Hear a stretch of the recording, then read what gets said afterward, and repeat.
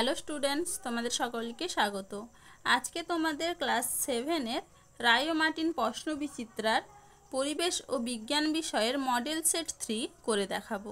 তো চলো শুরু করা যাক। প্রথমে দেখে নিই ফিজিক্যাল সায়েন্স। একটাকে কি আছে, নিম্নলিখিত প্রশ্নগুলির উত্তর দাও।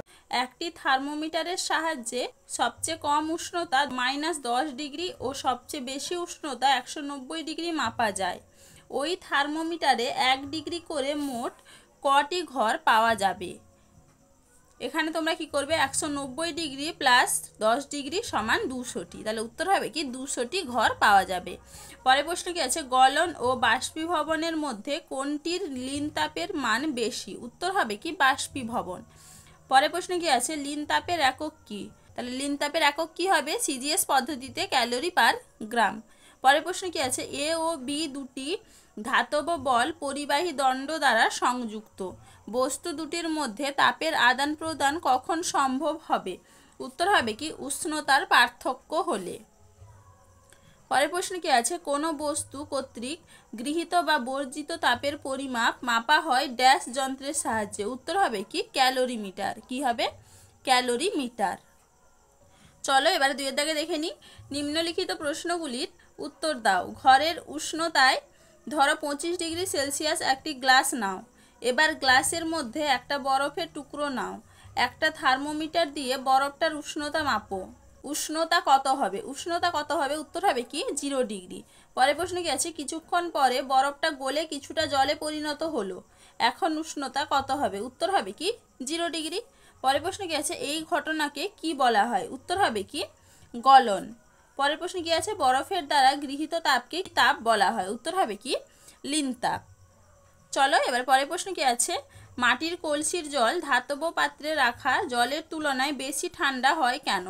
এটা তোমাদের টেক্সট বইতে 13 নম্বর পৃষ্ঠায় আছে, সেখান থেকে তোমরা দেখে নিবে।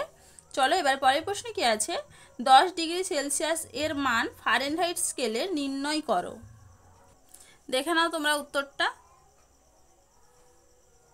চলো এবার 3 দাগে কি আছে, নিম্নলিখিত প্রশ্নগুলির নির্দেশ অনুযায়ী উত্তর দাও। প্রদত্ত কোনটি মৌলিক অণু? উত্তর হবে কি অপশন ডি Cl2। পরের প্রশ্ন কি আছে, শূন্যস্থান পূরণ করো। পরমাণুর এম কক্ষে সর্বাধিক ড্যাশ ইলেকট্রন থাকতে পারে? উত্তর হবে কি 18টি।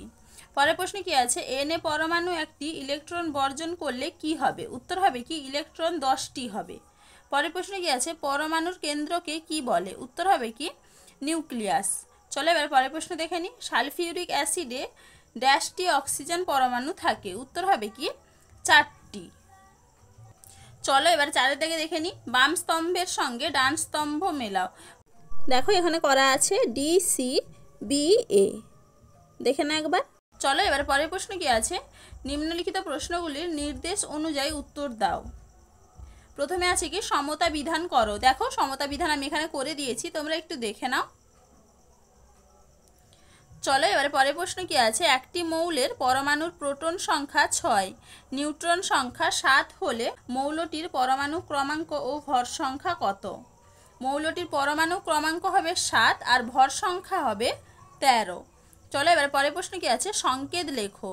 ফসফরাস পেন্টাক্লোরাইড PCl5 আর ক্যালসিয়াম বাইকার্বনেট CaHCO3(2). চলো এবারে লাইফ সায়েন্স দেখে নিই। সঠিক উত্তরটি নির্বাচন করে পূর্ণ বাক্যে উত্তর দাও। ফ্যাটে দ্রাব্য ভিটামিন হলো অপশন ডি সবগুলি। পরের প্রশ্ন কি আছে, রক্তল্পতা হলো অপশন ডি রক্তে লোহিত কণিকার সংখ্যা কমে যাওয়া। চলো এবার পরের প্রশ্ন দেখে নিই। মানুষের অস্থিতে জলের পরিমাণ অপশন বি 31%। পরের প্রশ্ন কি আছে, খাদ্যে প্রদত্ত কোনটির অভাবে গলগণ্ড রোগটি দেখা যায়? উত্তর হবে কি অপশন বি আয়োডিন। চলো এবার 2 দাগে দেখে নিই। উপযুক্ত শব্দ বসিয়ে শূন্যস্থান পূরণ করো। পেশিতে উপস্থিত প্রোটিনগুলি হলো ড্যাশ ও ড্যাশ।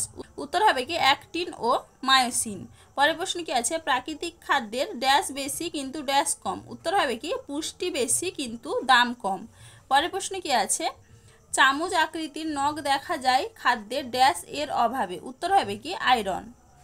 চলো এবার 3 দাগে দেখে নিই। সত্য বা মিথ্যা নিরূপণ করো। সালোক সংশ্লেষ প্রক্রিয়ায় বায়ুশক্তি শর্করা জাতীয় খাদ্যের মধ্যে আবদ্ধ হয়। এটা হবে কি মিথ্যা, উত্তর হবে কি সৌরশক্তি। এবার 4 থেকে দেখে নিই, অতি সংক্ষিপ্ত উত্তর দাও। খাদ্যে ব্যবহৃত ক্ষতিকারক দুটি রঙের নাম লেখো। উত্তর হবে কি মেটানিল ইয়েলো এবং ক্যারামেল। পরের প্রশ্ন কি আছে, কোন উপায়ে আমাদের শরীর থেকে জল বেরিয়ে যায়? উত্তর হবে কি ঘাম ও মূত্র রূপে। তাহলে দেখো স্টুডেন্টস, আমি এখানে তোমাদের প্রশ্নগুলির উত্তর কত নম্বর পেজে কত নম্বর প্রশ্নের উত্তর সেটা লিখে দিয়েছি, তোমরা একটু দেখে নাও।